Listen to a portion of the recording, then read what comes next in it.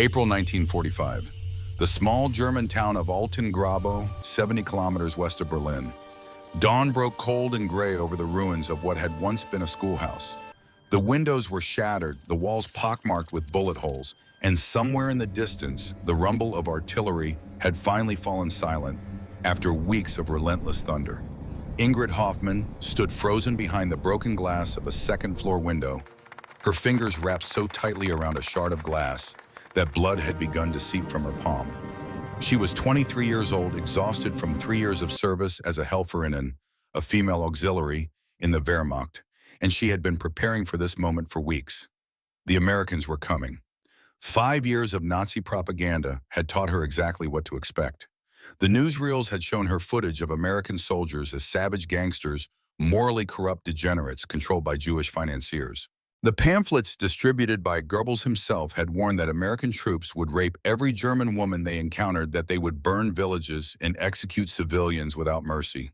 And the African-American soldiers, those men, the right called Untermenschen, subhumans, they would be the most brutal of all.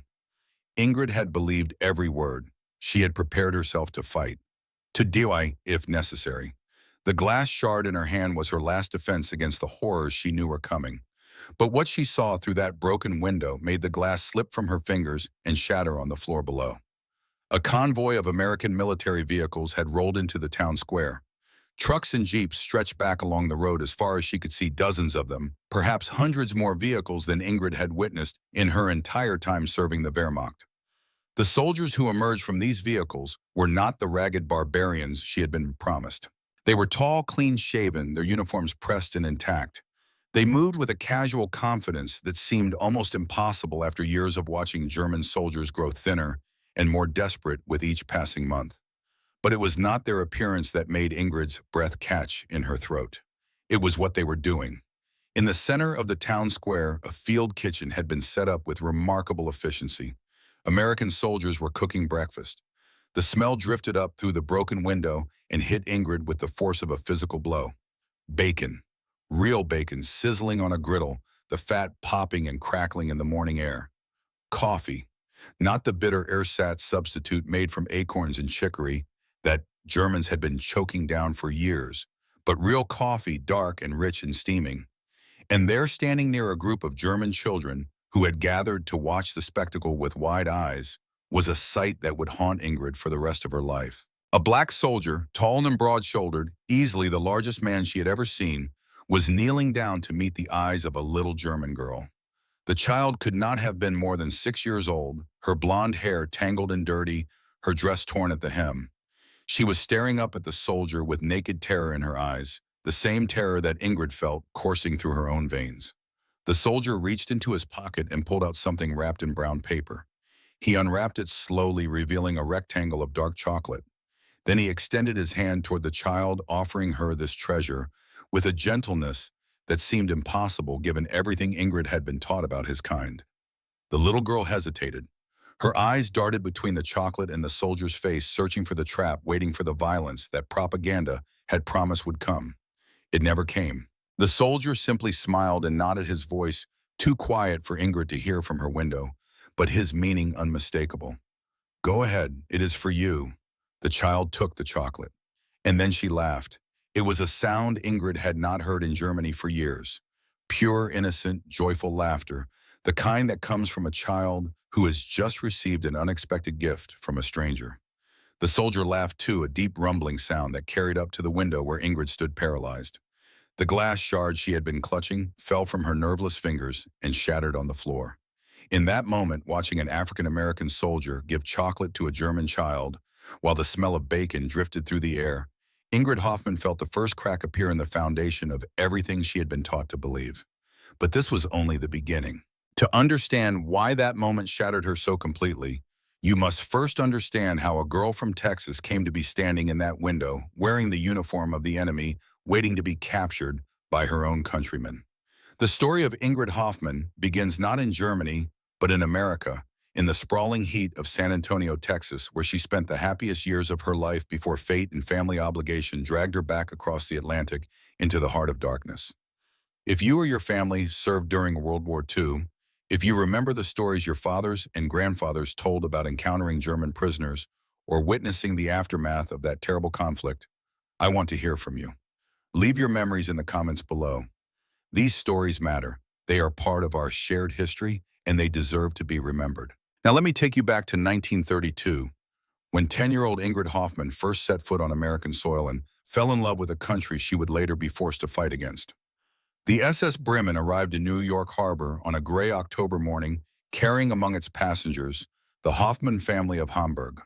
Heinrich Hoffman was a mechanical engineer of considerable skill, a veteran of the Great War who had fought at Verdun and watched his beloved Germany crumble into defeat and humiliation.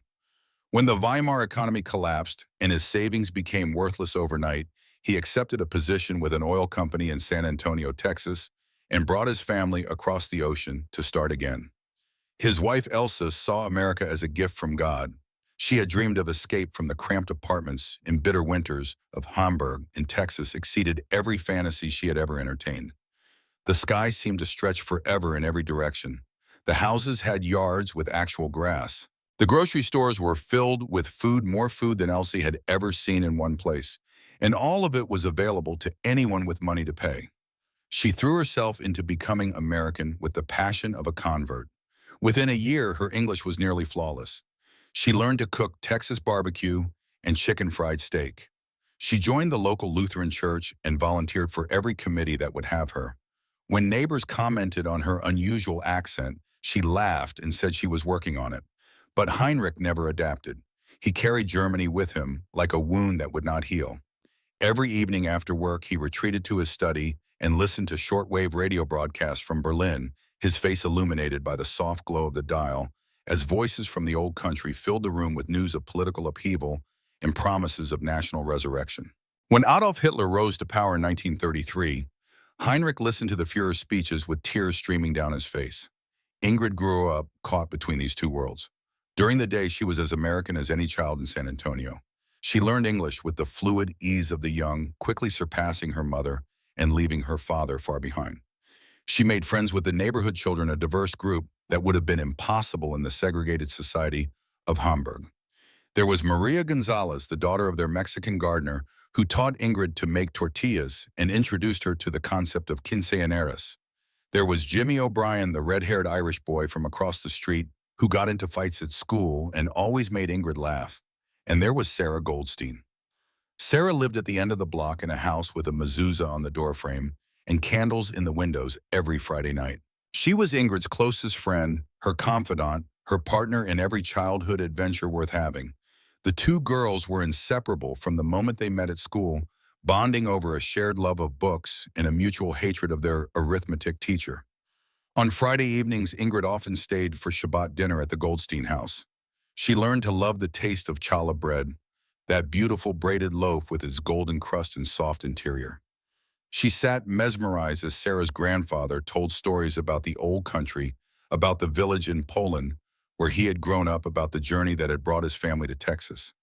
She learned a few words of Yiddish and celebrated Hanukkah alongside Christmas lighting candles in the menorah, while Sarah's mother sang songs in a language Ingrid did not understand but found beautiful nonetheless.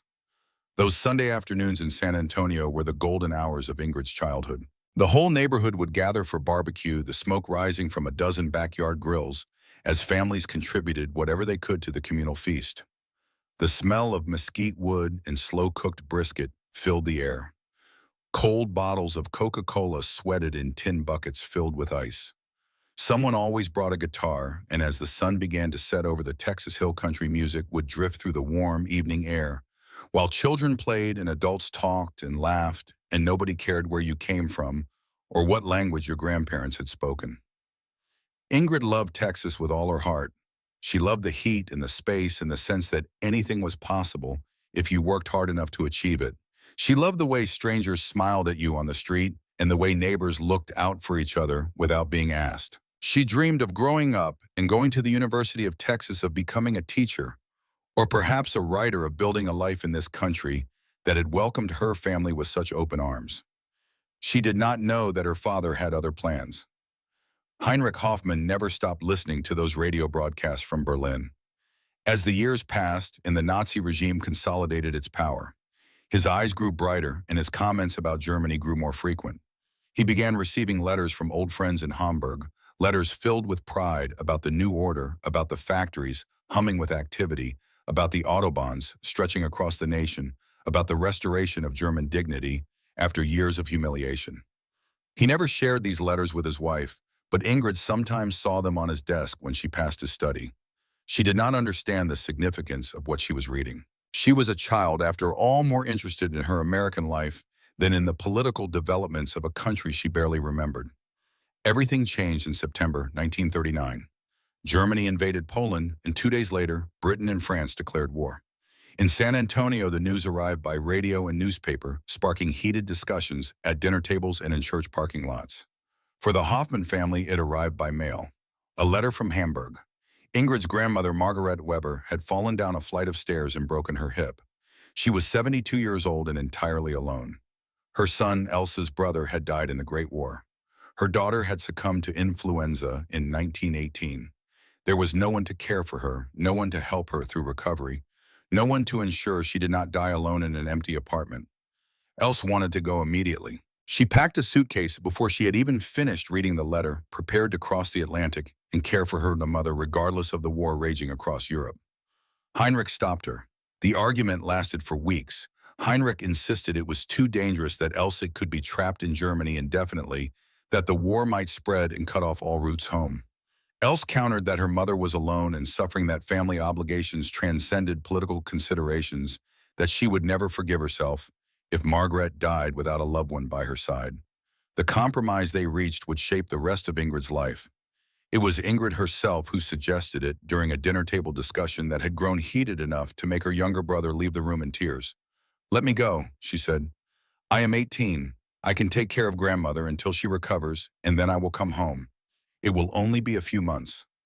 Else looked at her daughter with fear in her eyes. But Heinrich nodded slowly, a strange expression crossing his face that Ingrid would only understand years later. "That is a good idea," he said. "You should go back for a while. See what your real homeland is like." The night before Ingrid left San Antonio, her mother came to her room and sat on the edge of her bed. They talked for hours about practical matters, about the journey, about caring for an elderly woman, about staying safe in a country at war. And when there was nothing left to say, Elsie reached into her pocket and pulled out a chocolate bar. Hershey's. The brown wrapper was slightly crumpled, the silver foil beneath it cool to the touch. "So you remember what home tastes like?" Elsie whispered, pressing the chocolate into her daughter's hand. "So you remember the way back." Ingrid tucked the chocolate into her suitcase alongside her clothes and her books and her dreams of a quick return. She hugged her mother one last time at the train station, breathing in the familiar scent of her perfume, memorizing the feel of her arms. She did not know it would be the last time. The first months in Hamburg passed quietly enough.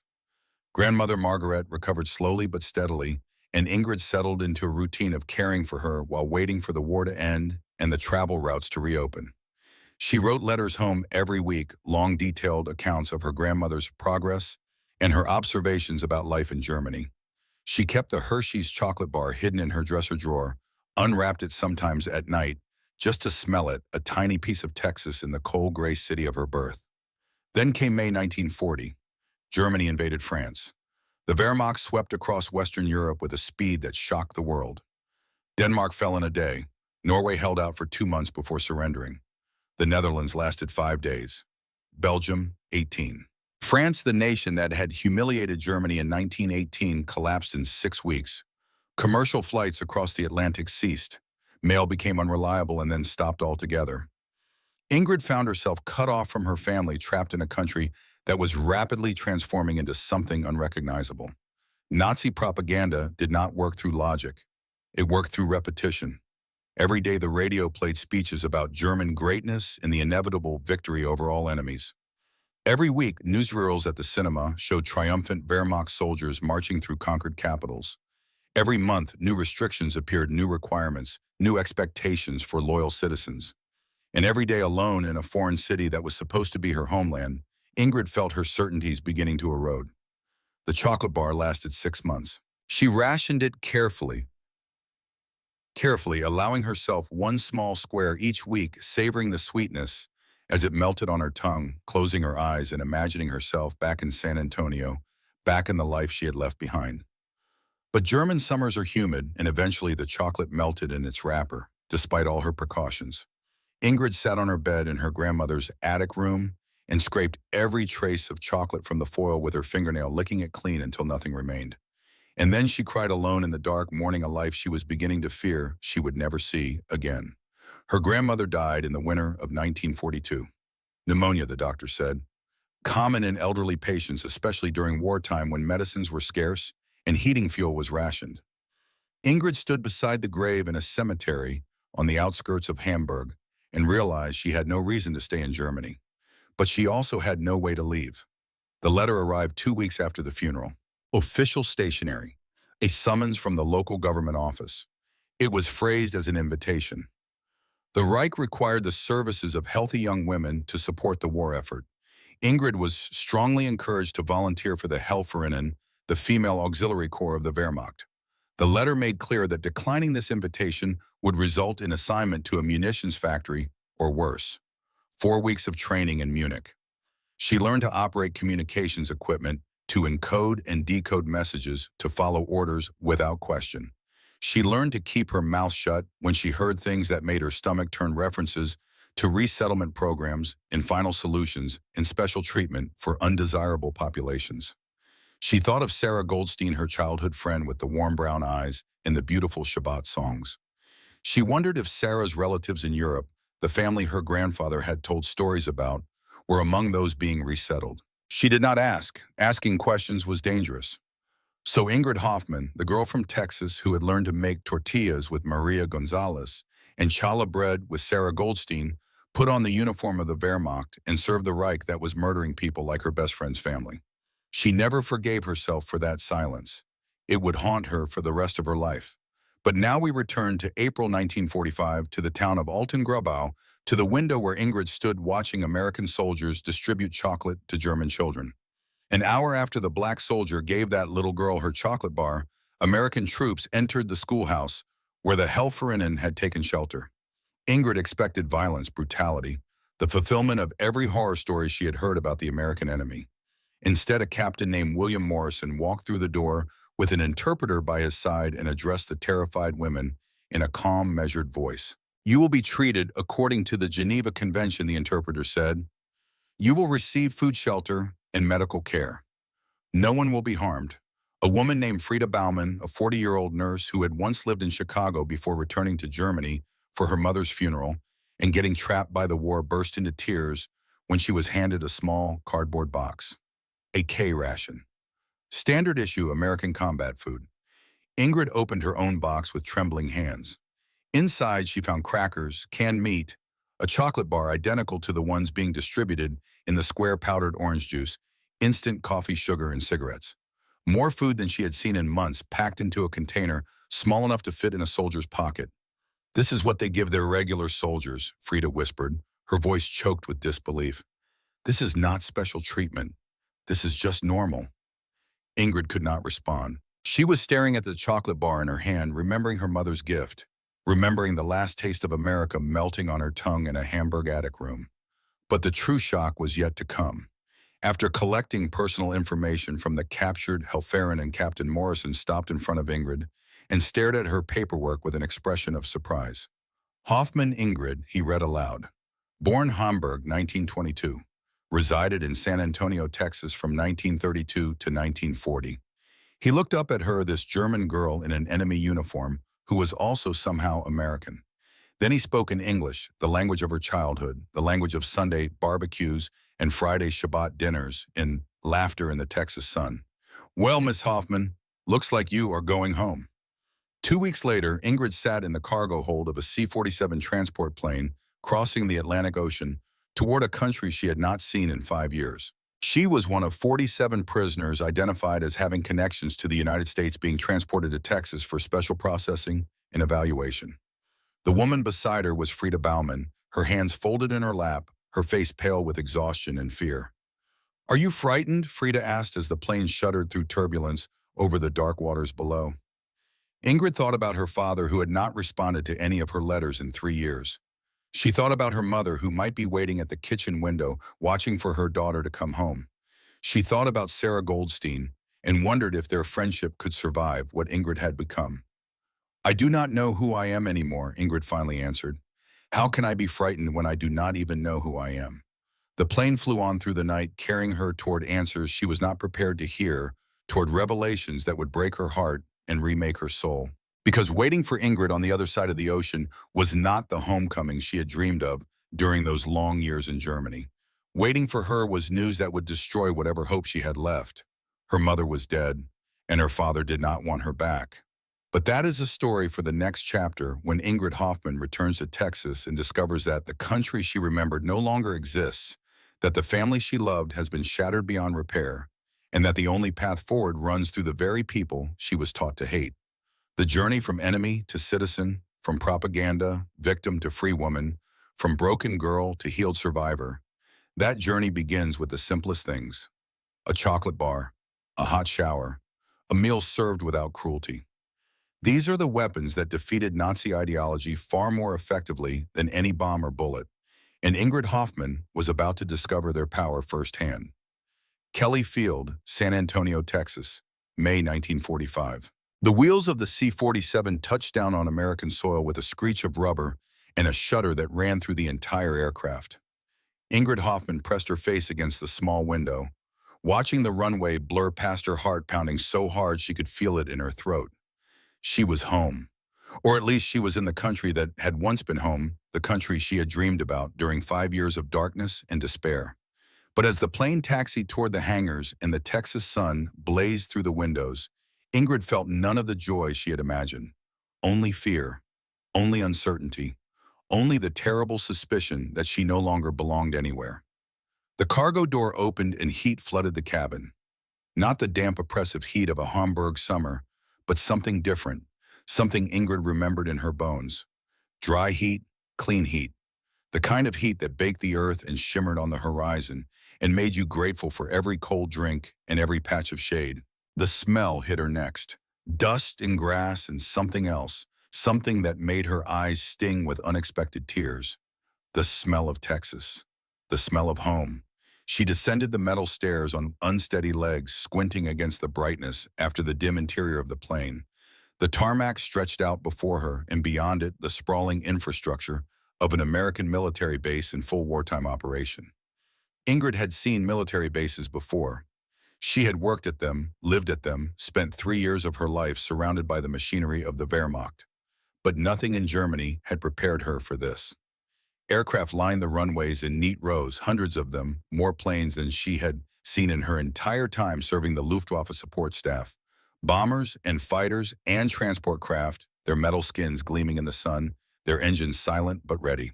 Trucks rolled past in endless convoys, their beds loaded with supplies, with equipment, with all the material abundance that the Third Reich had promised but never delivered. Frida Baumann stood beside her, equally stunned. "One base," she whispered. "One single American base has more aircraft than the entire German Air Force." Ingrid could not respond. She was watching a group of soldiers unload crates from a nearby truck. They were laughing, joking with each other, their movements casual and unhurried. One of them tossed a pack of cigarettes to his companion without looking, a gesture so careless, so wasteful that it made Ingrid's stomach clench. In Germany, those cigarettes would have been worth a small fortune on the black market. Here they were thrown through the air like toys. The prisoners were loaded onto a military bus for the journey to Camp Lone Star. Ingrid took a seat by the window, pressing her forehead against the glass, watching Texas scroll past like a dream she had almost forgotten. The highway was smooth and well-maintained, nothing like the bomb-cratered roads of Germany. Cars passed in both directions, civilian vehicles driven by ordinary people going about their ordinary lives. There were no checkpoints, no soldiers demanding papers, no bombed-out buildings or piles of rubble. It was as if the war had never touched this place. They passed through small towns with names that stirred something deep in Ingrid's memory. Fredericksburg, Comfort, Born. German names she realized given by the immigrants who had settled this region generations ago. But there was nothing German about these towns now. They were thoroughly, completely, undeniably American. Main streets lined with shops displaying their wares behind clean glass windows. Diners with hand-painted signs advertising hamburgers and milkshakes and pie. Children riding bicycles down tree-lined sidewalks. American flags hanging from porches, their stars and stripes bright against the white painted wood. A little girl in a yellow dress stood on a corner licking an ice cream cone. When the bus passed, she looked up and waved, her face split by a gap-toothed smile. Ingrid waved back before she could stop herself, and then she began to cry. She cried silently, her shoulders shaking. Her face turned toward the window so that Frida and the other prisoners would not see. She cried for the 5 years she had lost. She cried for the lies she had believed. She cried for the girl she had been before Germany swallowed her whole and spit out someone she no longer recognized. And she cried because that little girl with the ice cream cone, that happy, healthy, carefree child, was living proof that everything the Reich had told her was false. Camp Lone Star appeared on the horizon like a mirage in the Texas heat. It was not what Ingrid had expected. She had prepared herself for barbed wire and guard towers, for the grim architecture of imprisonment that she had seen in Germany. Instead, she found a collection of neat wooden buildings arranged around a central courtyard, surrounded by the rolling hills and live oak trees of the Texas Hill Country. The bus pulled through a gate manned by military police who checked the driver's paperwork and waved them through without incident. No shouting, no dogs, no rifles pointed at the prisoners through the windows. This was the special processing facility for German prisoners with American connections, approximately 200 women, under the supervision of the Women's Army Corps. As Ingrid would soon learn, it operated by rules that would have been unthinkable in any German facility. A wax sergeant met them at the entrance to the women's barracks. She was a tall woman with graying hair pulled back in a neat bun, her uniform pressed, and her manner brisk but not unkind. "Welcome to Camp Lone Star," she said. "You will be assigned individual quarters. Bedding will be changed weekly. Meals are served 3 times daily in the cafeteria. You will have access to the library, the recreation room, and the outdoor areas during designated hours. Medical care is available at the infirmary." "Any questions?" Ingrid raised her hand before she could stop herself. "This is a prison." The sergeant looked at her for a long moment. Then she said, "This is where you will stay until your cases are evaluated. What you make of that time is up to you." Ingrid's room was small but clean.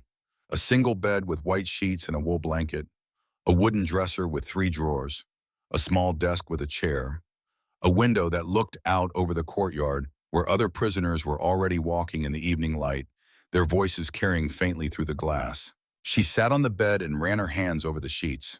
They were soft, clean. They smelled of soap.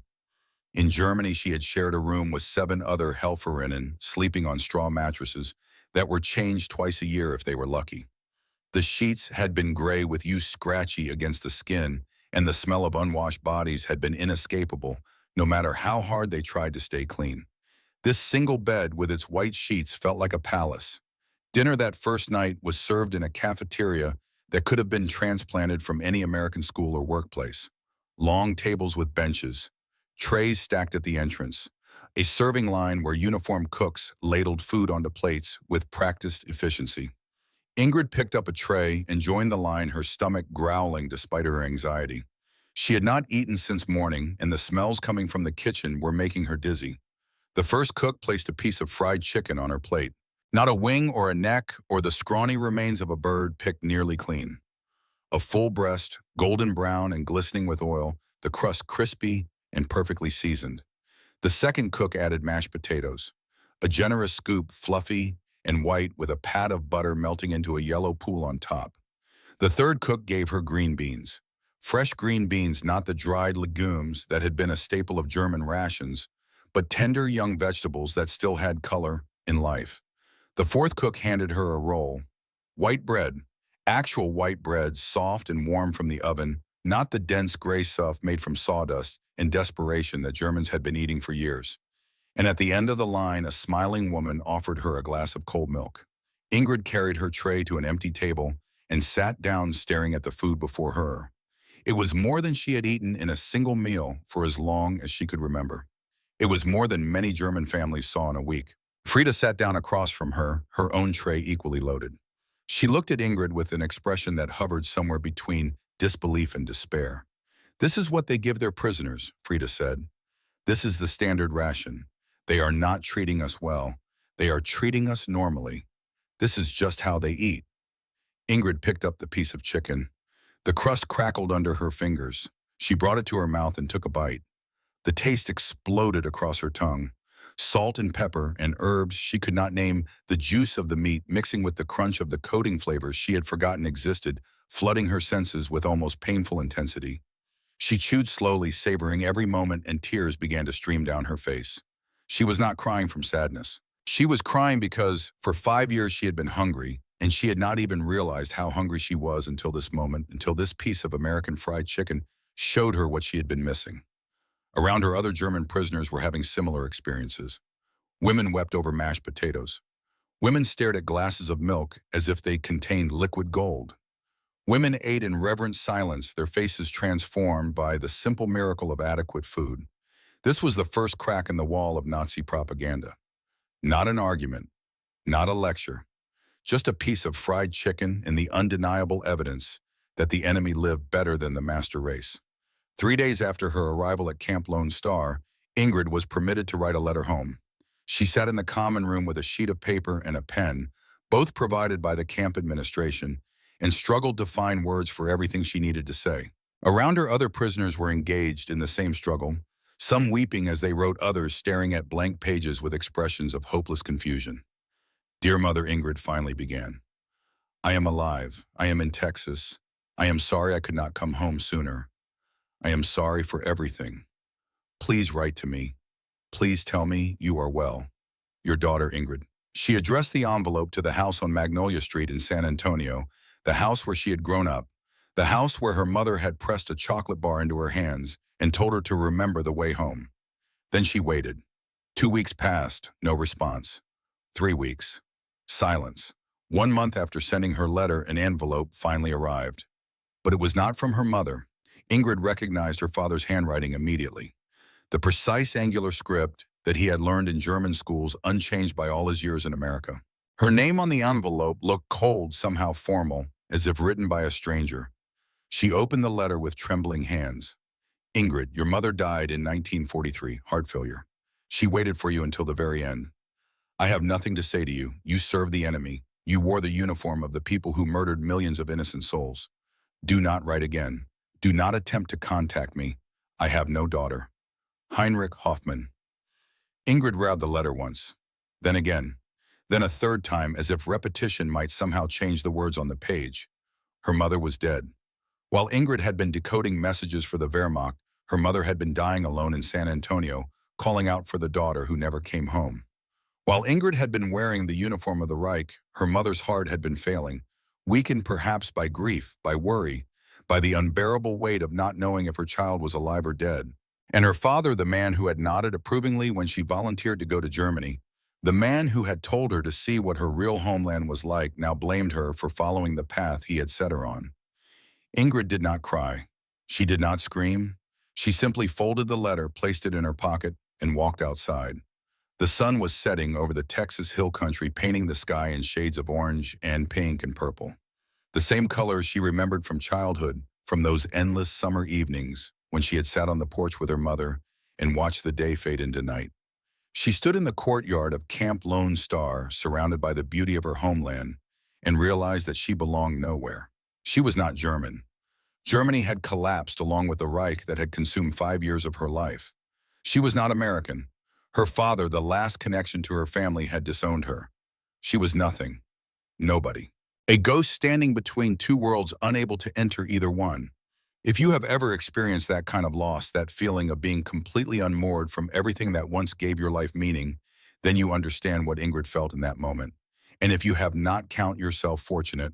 The weeks that followed were the darkest of Ingrid's life. She went through the motions of existence. She ate the abundant food in the cafeteria without tasting it. She slept in her clean bed without resting. She walked through the courtyard and the recreation areas without seeing anything around her. The other prisoners noticed her withdrawal. Frida tried to engage her in conversation, but Ingrid responded in monosyllables.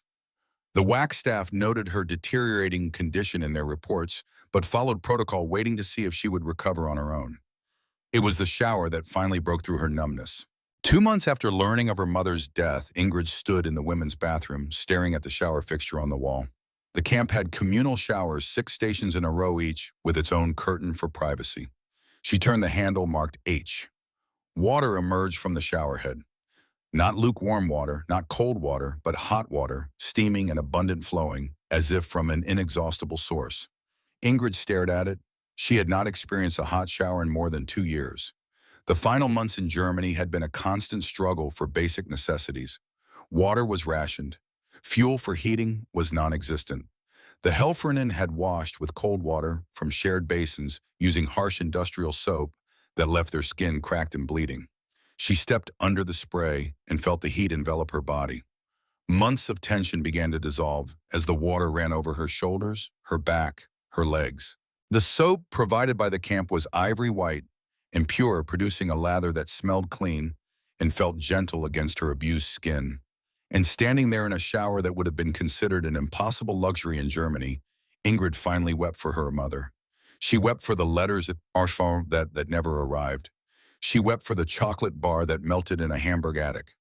She wept for the little girl she had been before the war, the girl who made challah bread with her Jewish friend and ate barbecue with her Mexican neighbors, and believed that America was a place where everyone belonged. But mostly she wept because the water was hot, because even prisoners in this country had access to hot water, while German soldiers had frozen to death on the Eastern Front for lack of winter clothing. Because this simple comfort taken for granted by Americans represented a level of abundance that exposed every Nazi claim of German superiority as an obscene lie. How could they have ever believed they would win? How could they have convinced themselves that this nation of hot showers and fried chicken and chocolate bars was weak? How could she have been so blind? The following week, Ingrid was called to the camp infirmary for her medical evaluation.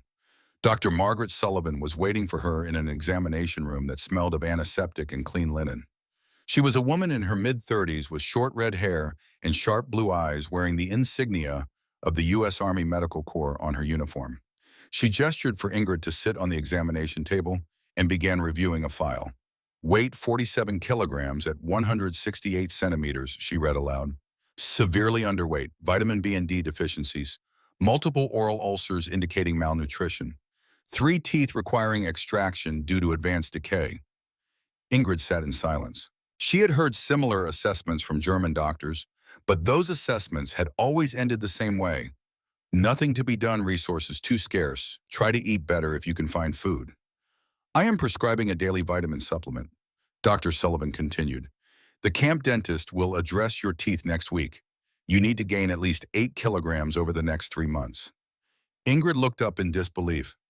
You are going to treat me? I am a prisoner. Sullivan set down her pen and met Ingrid's eyes. Article 15 of the Geneva Convention, she said. Prisoners of war must receive medical care equivalent to what is provided to the military personnel of the detaining power.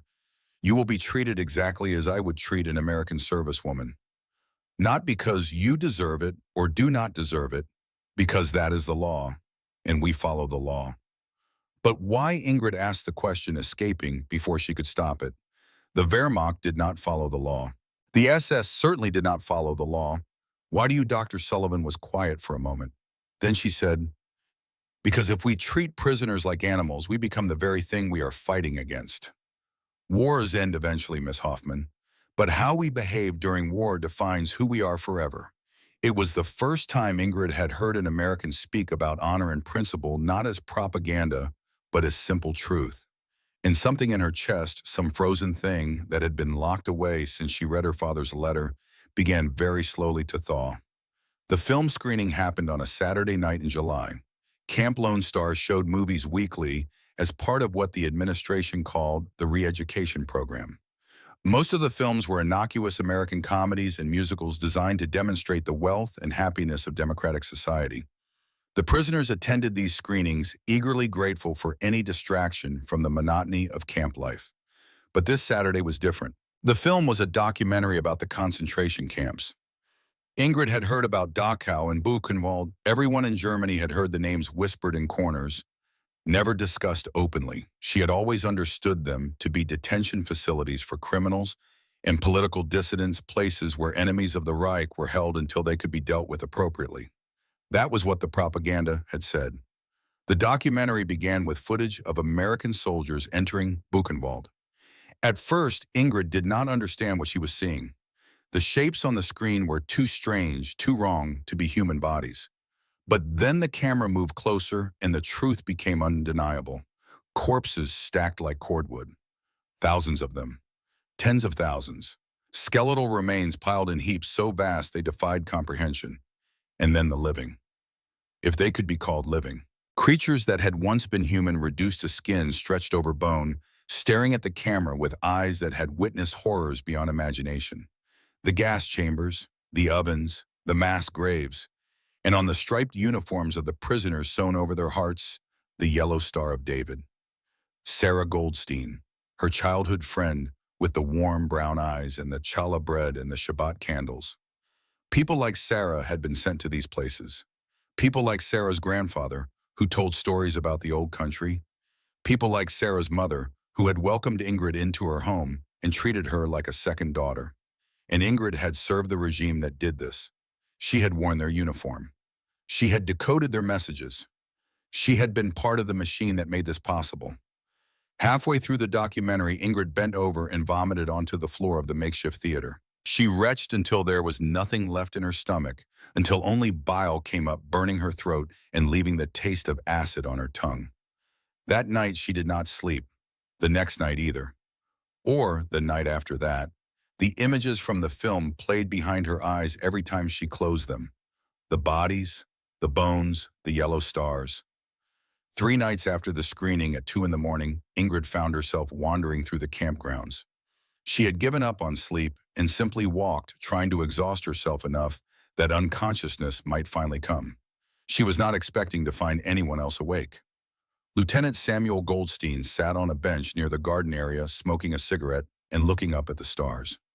The name on his uniform caught the moonlight, those 8 letters that carried the weight of 6 million deaths. "You cannot sleep either," he said in perfect German when Ingrid stopped a few feet away. It was not a question. "You speak German," Ingrid managed. "My parents came from Frankfurt, 1905. I grew up with German at home." He gestured to the bench beside him. "Sit." Ingrid sat. She did not know what else to do. For a long moment, neither of them spoke. The Texas night surrounded them, vast and silent, the stars overhead, bright and cold and indifferent. "I heard about the film," screening Goldstein finally said. "I heard you became sick." Ingrid could not respond. What was there to say? Sorry seemed obscenely inadequate. "I did not know" sounded like a coward's excuse. "My grandparents stayed in Frankfurt." Goldstein continued, his voice calm and even.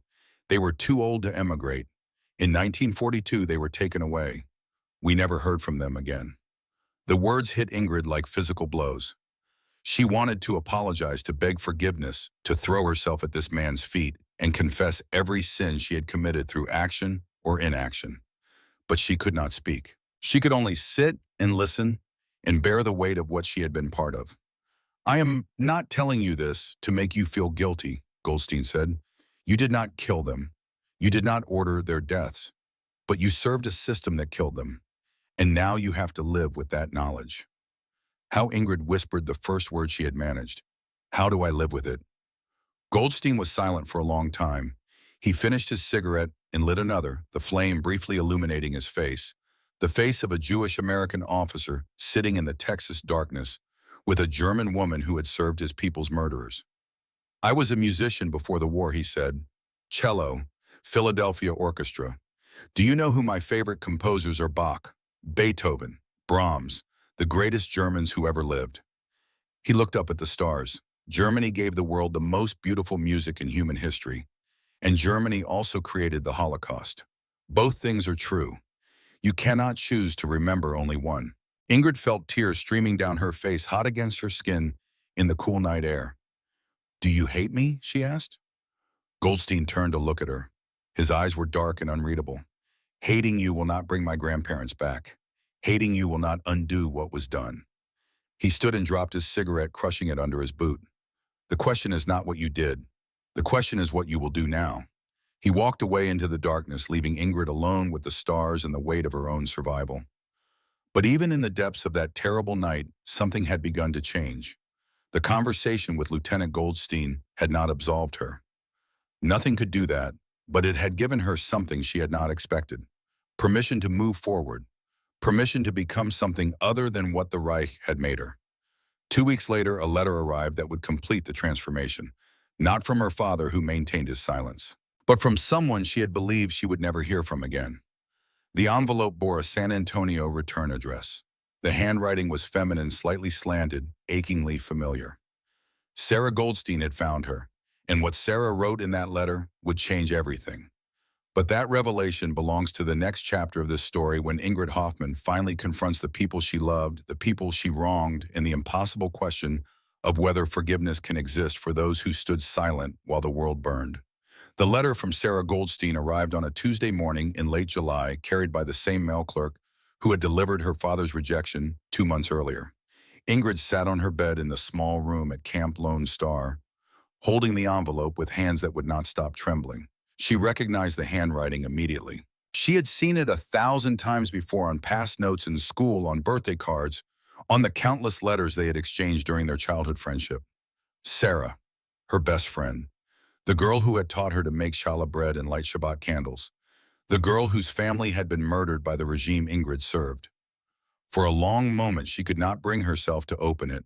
She was terrified of what she would find inside: hatred, accusations.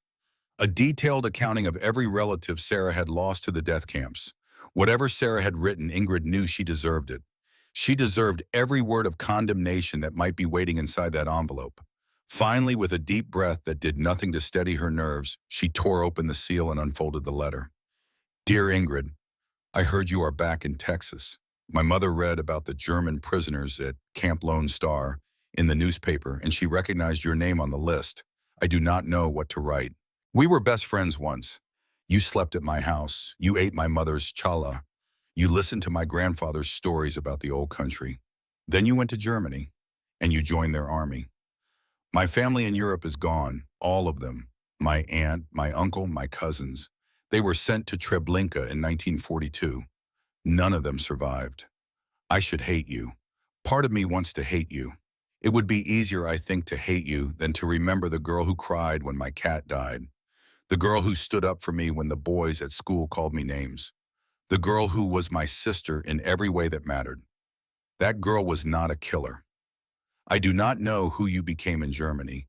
I do not know what you did or did not do. But I know who you were before, and I cannot make myself believe that the Ingrid I loved is completely gone. If you want to talk, I am willing to listen. Maybe you need someone who knew you before. Maybe I need to understand what happened to my friend. Write back if you want to. Or do not. I will not force anything. Yours if you still want me, Sarah. Ingrid read the letter 5 times, then she pressed it against her chest and wept. Not tears of despair this time. Not the bitter tears she had shed for her mother, or the anguished tears that followed the documentary screening. These were different. These tears carried something she had not felt in longer than she could remember. Hope. Sarah had not forgiven her. The letter made that clear. But Sarah had left the door open. After everything that had happened, after the unimaginable losses her family had suffered, Sarah was willing to listen. Sarah was willing to try. It was more than Ingrid deserved. It was more than she had dared to dream. She wrote back that same day, pouring her heart onto the page. She told Sarah everything. The trip to Germany to care for her grandmother, the outbreak of war that trapped her, the slow erosion of her beliefs under the constant pressure of propaganda, the forced recruitment into the Helferinnen, the years of silence, of looking away, of telling herself that she did not know what was really happening, even when the evidence was everywhere. She did not make excuses. She did not ask for absolution.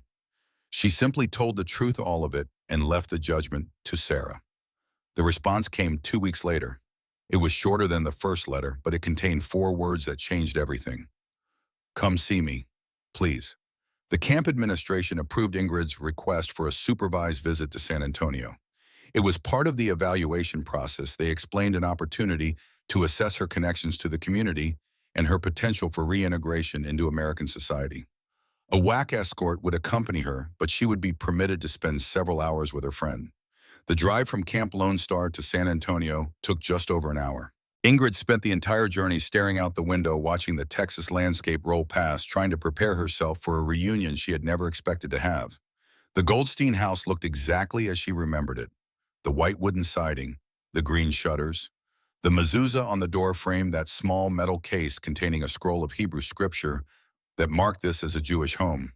She had touched that mezuzah 100 times as a child, reaching up on tiptoe to brush her fingers against it, as Sarah did before entering. Now she stood on the sidewalk, unable to move, paralyzed by fear and shame and desperate longing.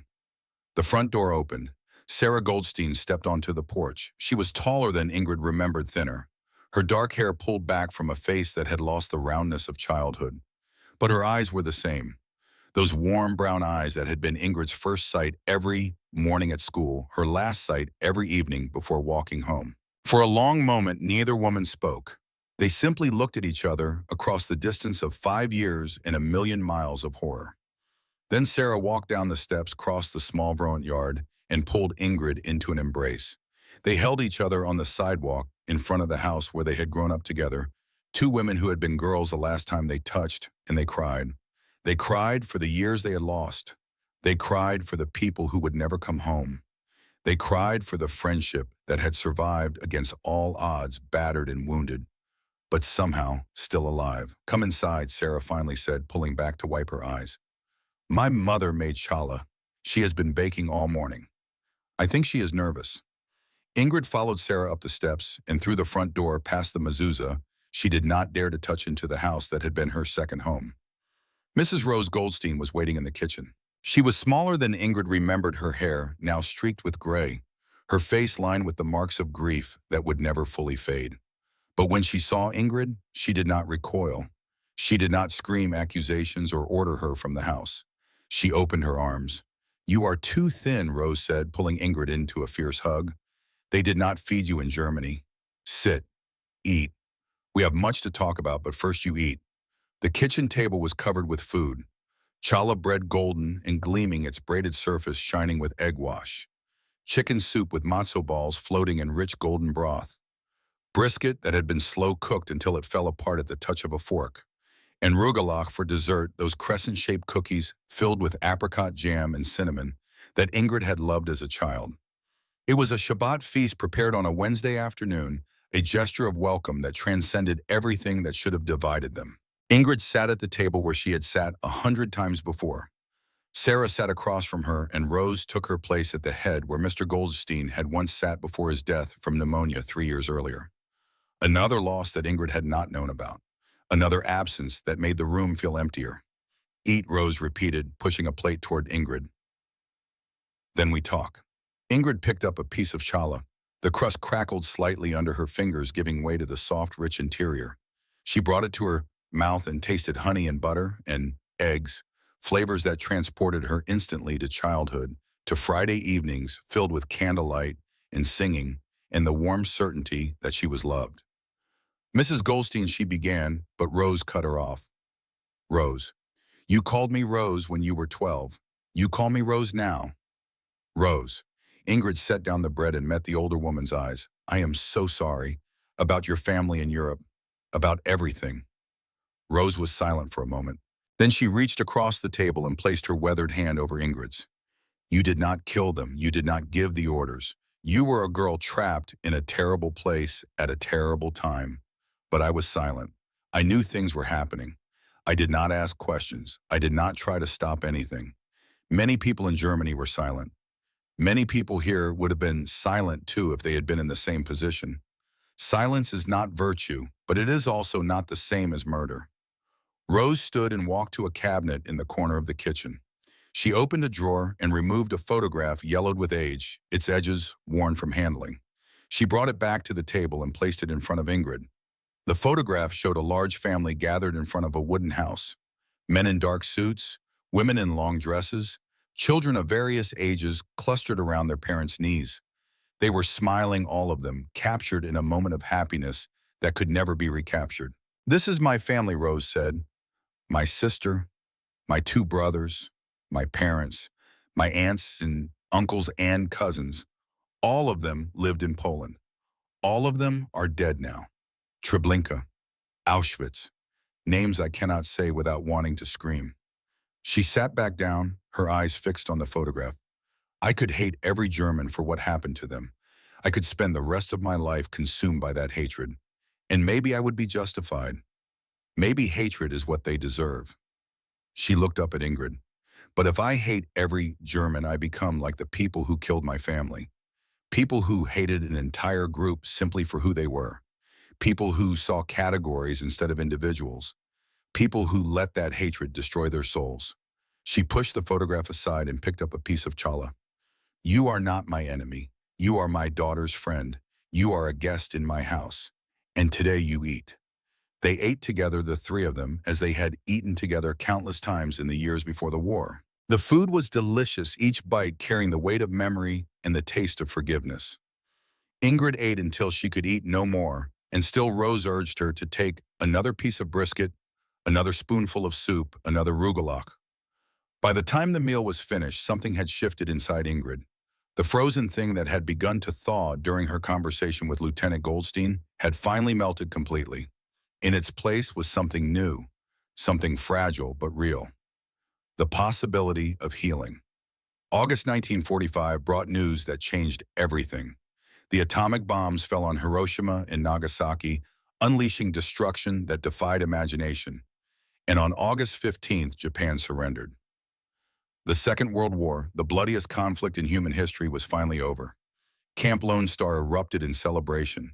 American personnel embraced each other, fired weapons into the air, played music on every radio that could be found. Someone produced a case of beer that had been hidden away for just such an occasion, and within hours an impromptu party had taken over the central courtyard.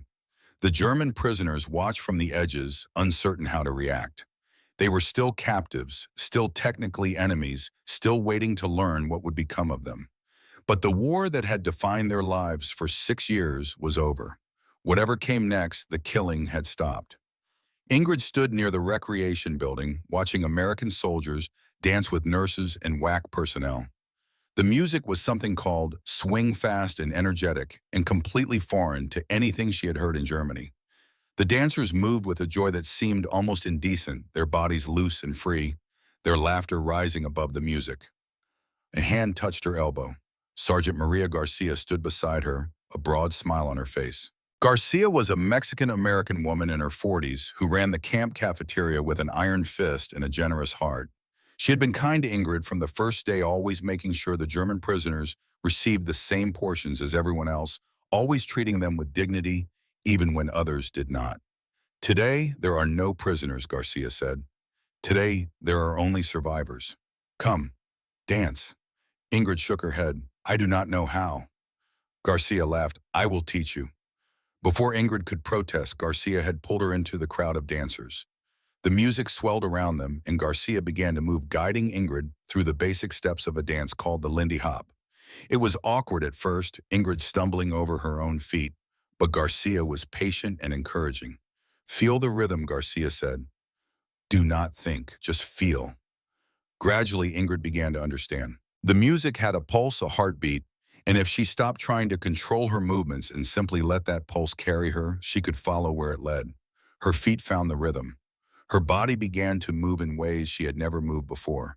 And for the first time in 5 years, she laughed. It bubbled up from somewhere deep inside her, a sound she had almost forgotten how to make.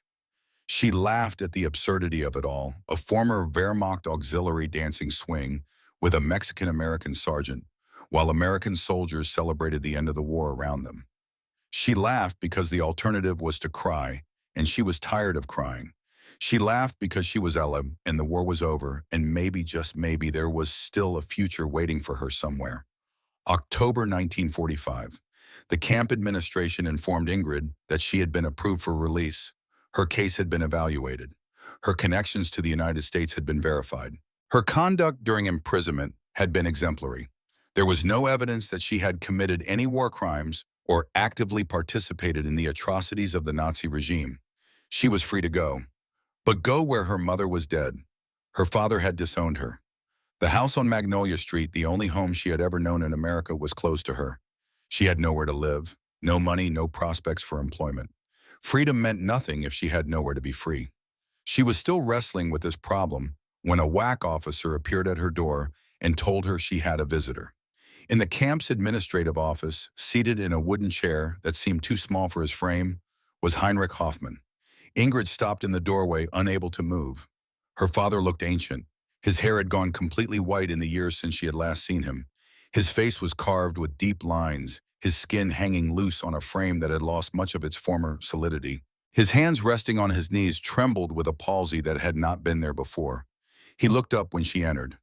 Their eyes met. For a long moment, neither of them spoke. 5 years of silence hung between them, heavier than any words could be. "I read your file," Heinrich finally said. His voice was hoarse, roughened by age and emotion. "I know you did not volunteer. I know you were forced." Ingrid remained in the doorway. She did not trust herself to move closer. She did not trust herself to speak. Heinrich stood slowly, his joints creaking with the effort. He took one step toward her, then another. "I was wrong," he said. "Wrong to send you to Germany. Wrong to believe the things they promised. Wrong to blame you for what I caused."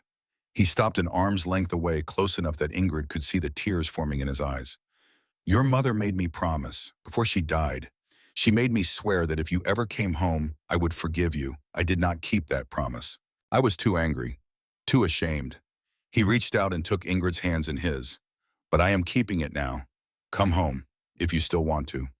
Ingrid looked at her father's face, at the devastation written there, at the years of grief and regret that had carved themselves into his features. She saw the man who had listened to Hitler's speeches with tears of joy. She saw the man who had encouraged her to return to Germany. She saw the man who had rejected her in her darkest hour.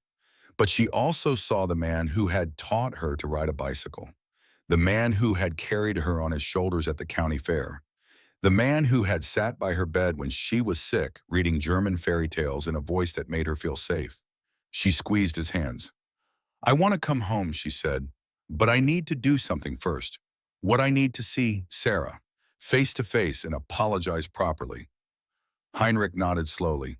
"Then I will wait, however long it takes." The reconciliation with her father was not immediate or complete. Years of damage could not be undone with a single conversation. But it was a beginning, a first step on a road that would eventually lead them back to something resembling the relationship they had once had. Ingrid returned to San Antonio in November 1945. She moved into her childhood bedroom, sleeping beneath the same ceiling she had stared at as a girl, surrounded by possessions she had left behind 6 years earlier. Her old books were still on the shelves. Her old clothes, too small now, still hung in the closet.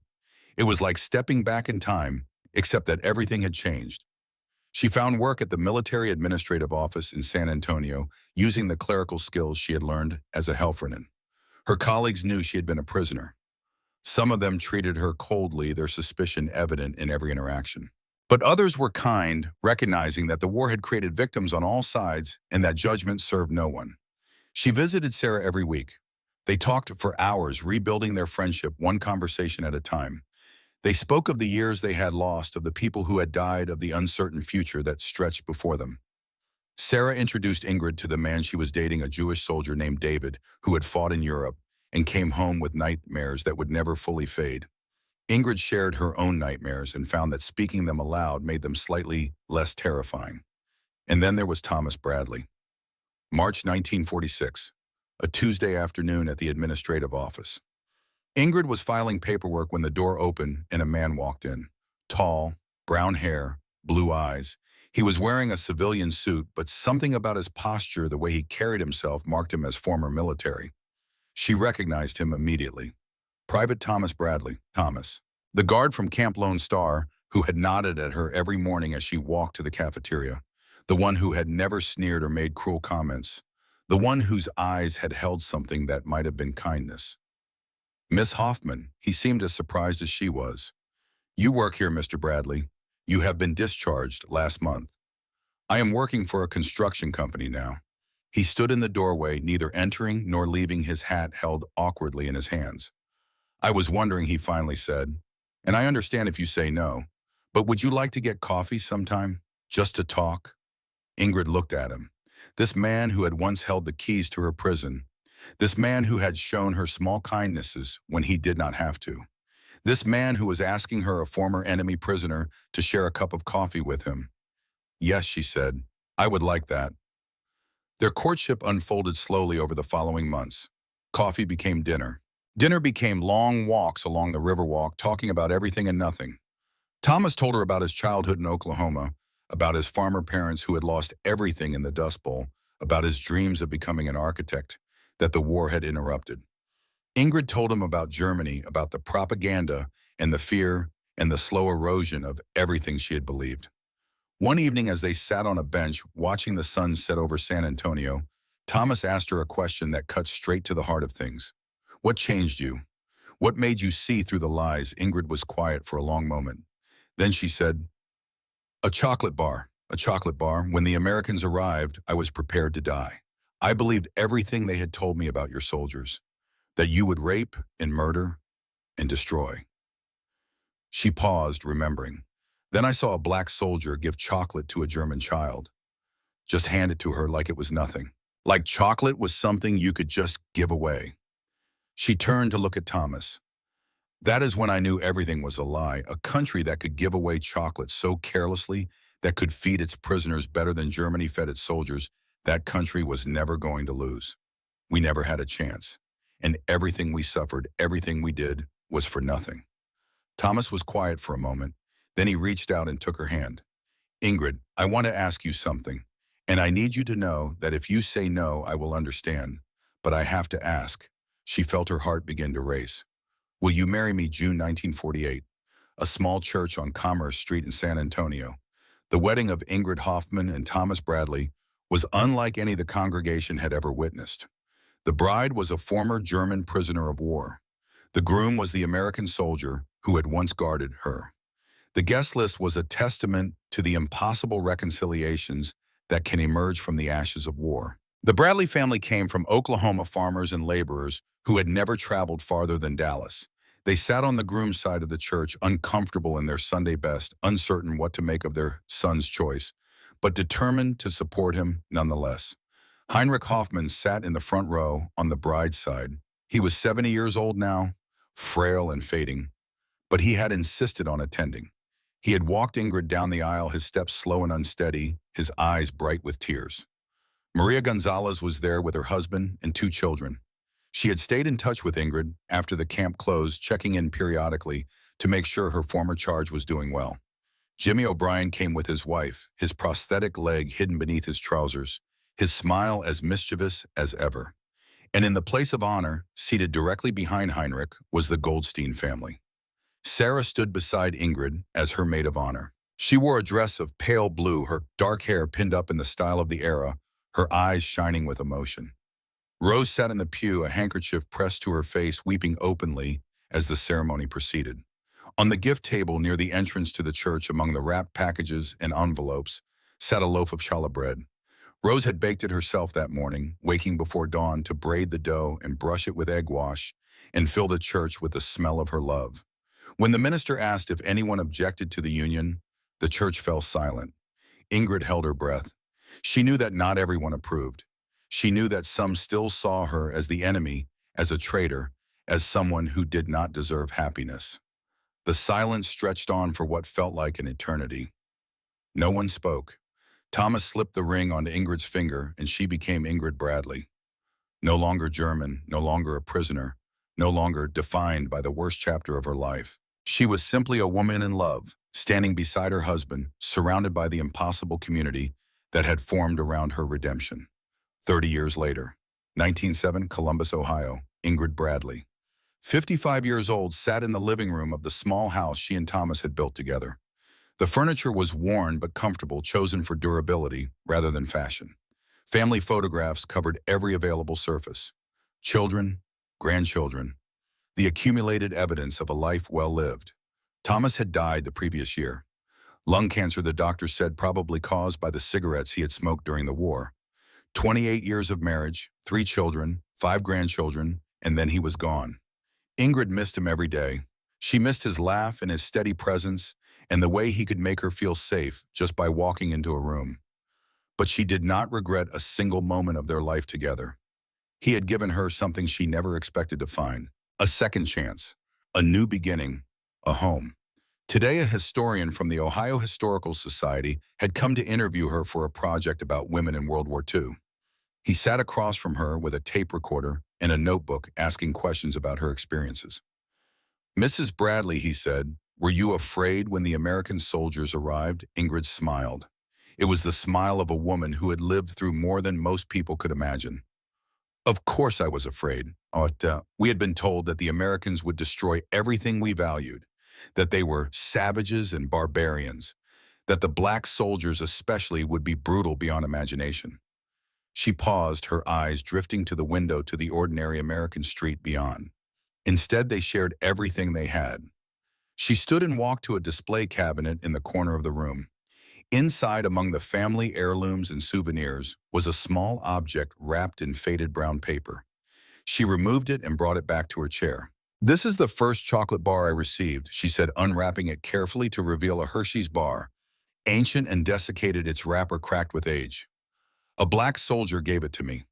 Not to me directly, but I watched him give one to a German child. And then later in the camp, I received my own." She held it in her palm, this artifact from another lifetime. "I never ate it. I kept it all these years as a reminder of what the historian asked, of the power of simple kindness, of how everything I believed was built on lies, of how a chocolate bar can contain more truth than 1,000 speeches." She placed the chocolate carefully on the table between them. The propaganda told us America was weak, decadent, doomed to collapse under its own corruption. But a country that can give chocolate to its enemies, that feeds its prisoners better than we fed our own soldiers, that treats captives with dignity even when they do not deserve it, that country is not weak. That country is strong in ways that dictators can never understand. She leaned back in her chair.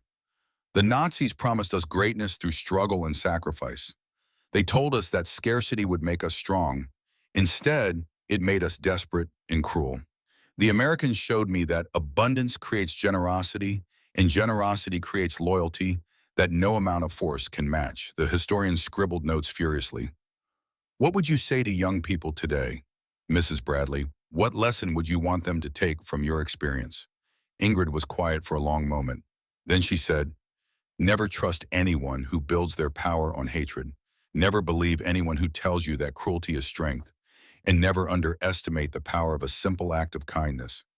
She looked at the chocolate bar on the table. "Sometimes the smallest things change history. A piece of chocolate, a hot meal, a moment of mercy when revenge would have been easier. These are the things that defeated Nazi Germany far more effectively than any bomb. And these are the things that will defeat every tyrant who rises after them." Ingrid Hoffman Bradley lived until 2011, passing away peacefully in her sleep at the age of 89. She was surrounded by her children and grandchildren, third and fourth generation Americans, who had never known war but who had grown up on stories about their grandmother's chocolate bar. At her funeral, her eldest son read a passage she had written years earlier, found among her papers after her death. "I was born in Germany and raised in Texas. I served the Reich and was saved by its enemies. I lost everything and found more than I ever imagined. My life has been a journey from darkness into light, from hatred to love, from Germany to Texas to Ohio. And through all of it, one truth has remained constant. The people who showed me mercy when I deserved punishment, who fed me when I was hungry, who treated me with dignity when I had worn the uniform of murderers, those people taught me what it truly means to be American. Not the flags or the anthems or the speeches, but the simple willingness to extend a hand to someone in need, even when that someone was once your enemy. That is the America I came to love. That is the America I raised my children to believe in. And that is the America I hope will always exist long after I am gone." Her gravestone in a small cemetery outside Columbus bears the epitaph she chose herself: "From darkness to light, from hatred to love, from Germany to Texas to Ohio. The journey of one life." Beneath those words, etched into the stone, is a small image, a rectangle with rounded corners, a chocolate bar. The story of Ingrid Hoffman Bradley reminds us that historical transformation does not happen only through treaties and armies. It happens through countless individual moments when ordinary people choose kindness over cruelty, generosity over greed, forgiveness over revenge. The American soldiers who handed out chocolate bars in 1945 did not know they were changing lives. They were just sharing what they had because sharing came naturally to them. But those small acts of casual generosity accomplished what propaganda never could. They showed the truth about America to people who had been taught nothing but lies. If this story has touched you, share it with others. Leave a comment about the lessons you have drawn from Ingrid's journey. And remember that sometimes the most powerful thing any of us can do is extend a simple kindness to someone who needs it. Because in the end, chocolate and hot water prove more powerful than hatred.